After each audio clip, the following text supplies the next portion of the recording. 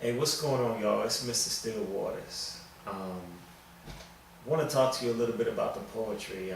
A lot of people, I think they perform for accolades. They perform so people can stand up and they can say you did good with whatever it is that you said. But me, it's more personal when I write. I'm usually getting a load off of my chest when I do what I do. When I'm writing, and I'm saying what I say based off of the comments that I see when I put up a new note on Facebook or a new blog on MySpace. People put some things up and they say that what I wrote or what they read touched them. Well, for me, it's like I'm unloading something that really, really troubles me. I mean, most of the time when I write, I'm like down and out. Like this is my last resort before I just go crazy. So I guess what we do right now, we'll call this Mr. Stillwaters Unplugged. I'm gonna do a few of my works for you. I'm downstairs in my house, by the way. I never hang out down here. It's beautiful down here. My house is called the Himawari house, and that means like the sunflower house. And like this wall behind me lights up. The little post outside, they light up. But I don't know, man. I never hang out down here, but I'm gonna hang out down here tonight with you. All right, so we're gonna do a few, but I want to let you know how it happens. It's like I'm sitting down and I hear music like this.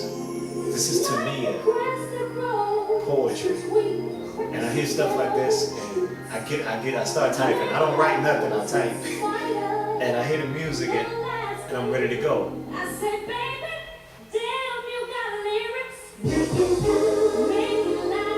Poetry.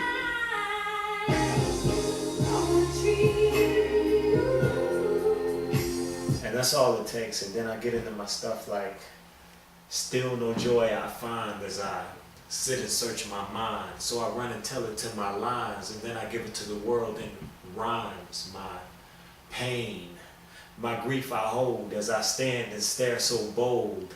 Through my thoughts it all unfolds. My heart shivers from a world so cold. Remain free was my intent. The lover's joy I didn't resent. Every emotion I would quickly dismiss. But I thought you were heaven sent. I believed that you would last, so I walked with you along that path. You had my hopes within your grasp.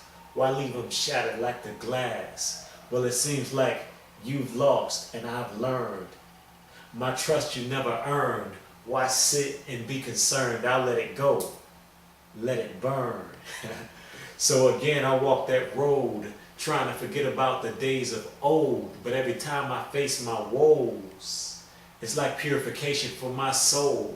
That's why I never want the fame, because my lines align with pain. I hope my loss can be y'all's gain.